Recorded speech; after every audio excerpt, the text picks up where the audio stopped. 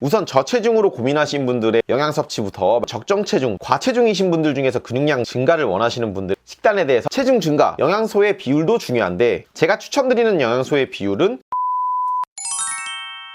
안녕하세요, 충우TV입니다. 운동하시는 많은 분들이 근육량 증가에 대해서 관심이 있을 거라 생각합니다. 그래서 오늘은 효율적인 체중 증가와 근육량 증가, 식단에 대해서 상세하게 말씀드리겠습니다. 아무리 먹어도 체중이 늘지 않는 저체중이신 분들, 그리고 적정 체중이거나 과체중인데 근육량 증가를 원하시는 분들은 이 영상을 끝까지 보시면 식단 구성하는 데 도움이 많이 될 거라 생각합니다. 근육량 증가를 위해서는 정확한 자세로 과부하를 잘 주면서 운동을 잘 해줘야 되고, 또 체계적이고 효율적인 식단 그리고 휴식도 잘 해줘야 된다 생각합니다. 체중 증가 그리고 근육량 증가를 위해서는 소비하는 칼로리보다 섭취하는 칼로리가 많은 플러스 영양 상태여야 합니다. 하지만 효율적인 근육량 증가와 미용적인 부분까지 고려를 했을 때 너무 과하게 섭취해서 무작정 체지방 위주로 몸무게를 늘려서 체지방률이 표준에서 많이 넘어가게 된다면 오히려 신체 기능이 떨어져서 운동 수행 능력이 더 떨어질 수도 있고 비만으로 인해서 각종 문제가 발생할 수도 있습니다. 근육량 증가를 하려고 하시는 분들 중에서도 다양한 케이스가 있는데 저체중인데 몸무게가 늘지 않는 경우, 또는 적정 체중 아니면 과체중인데 근육량을 증가시키려고 하시는 분들이 있습니다. 우선 저체중으로 고민하신 분들에 대한 영양 섭취부터 말씀드리겠습니다. 제가 트레이너를 하면서 놀란 거는 다이어트를 하려고 하시는 분들이 대부분일 줄 알았는데 생각보다 저체중으로 고민하시는 분들도 많다는 거였습니다. 저체중으로 고민하시는 분들은 20년, 30년 동안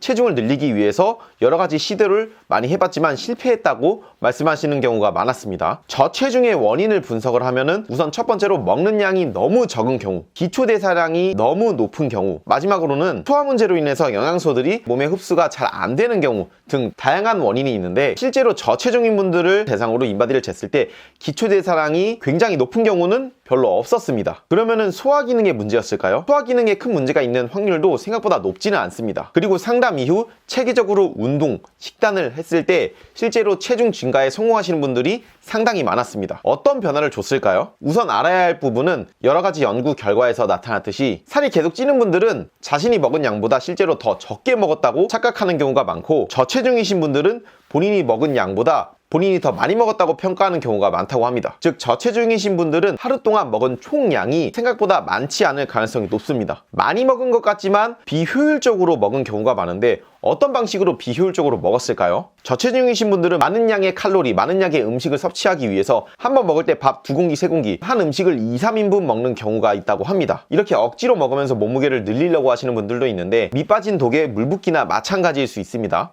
개개인의 소화 흡수 능력에 따라서 다를 수 있지만 한 번에 소화 흡수할 수 있는 음식의 양은 어느 정도 정해져 있습니다. 게다가 근육량이 적고 체중이 덜 나가시는 분들은 근육량이 많고 체중이 많이 나가시는 분들에 비해서 한 번에 소화 흡수할 수 있는 음식이 더 적을 가능성이 높습니다. 예를 들어서 이 텀블러에 물을 가득 채우고 마시고 또 가득 채우고 마시고를 반복하면은 여기 있는 물을 다 마실 수가 있습니다. 하지만 애초에 이 텀블러에 들어갈 물의 양의 3배를 부어버리면 2배의 양은 일단 흘러 넘칩니다. 몸도 마찬가지입니다. 한 번에 소화 흡수할 수 있는 정도를 먹고 소화를 시키고 다시 먹으면 되는데, 한 번에 소화 흡수할 수 있는 양을 훨씬 벗어나게 된다면 배출이 되거나 지방으로 저장될 확률이 높습니다. 즉 효율적으로 에너지원으로 사용하거나 근합성으로 사용할 수 있는 확률이 적어진다는 겁니다. 이렇게 한 번에 몰아서 먹으면 굉장히 비효율적이면서 식사 시간이 즐겁기보다 오히려 괴로워질 수도 있습니다. 그래서 이런 식습관을 가지고 계신 저체중이신 분들 같은 경우에는 근육량이 적으면서 지방이 많은 마른 비만이거나 아니면 배만 나와 있는 경우가 있습니다. 또 음식의 종류도 중요합니다. 영양소 비율에 따라서 소화 흡수하는 시간이 달라질 수가 있는데, 소화 흡수가 가장 빠른 형태는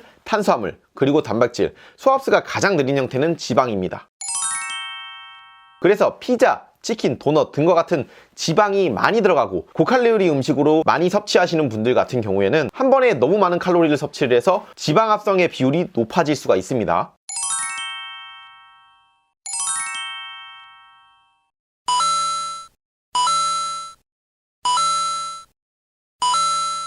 그러면 저체중이신 분들의 효율적인 식단은 어떤 식단일까요? 가장 추천드리는 방식은 하루에 한 끼 또는 2끼를 먹었던 분들 같은 경우에는 양은 비슷하게 가져가더라도 그거를 하루에 3번에 나눠서 먹는 것부터 연습을 하는 겁니다. 이게 어느 정도 익숙해졌다면 조금 더 체계적으로 4시간 또는 5시간 간격으로 하루에 4끼, 5끼 이런 식으로 늘려나가시는 것을 추천드립니다. 이때 중요한 점은 한 번에 식사를 할 때 너무 과하게 식사를 해서 4시간 또는 5시간 지났는데도 포만감이 계속 유지가 돼 있다면 다음 식사를 진행하기 어려워질 수 있으니 본인의 소화 흡수 능력을 고려해서 그에 맞게 식사하는 것을 추천드립니다. 또 개개인마다 소화 흡수하기 좋은 본인이 선호하는 음식이 다른데 본인이 꾸준히 소화 흡수를 잘하면서 먹기 좋을 그런 음식을 찾는 것도 굉장히 중요합니다. 그래서 음식의 양도 체크를 하면서 다양한 음식을 먹어보고 몸에 맞는 음식을 찾으면서 데이터를 만들어가는 것도 중요하다고 생각을 합니다. 또 앞서 설명드린 것처럼 소화 흡수 시간도 다르고 영양소마다 하는 역할이 다르기 때문에 영양소의 비율도 중요한데 제가 추천드리는 영양소의 비율은 단백질 같은 경우에는 근합성 그리고 몸에서 다양한 중요한 역할을 하기 때문에 체중 곱하기 1.6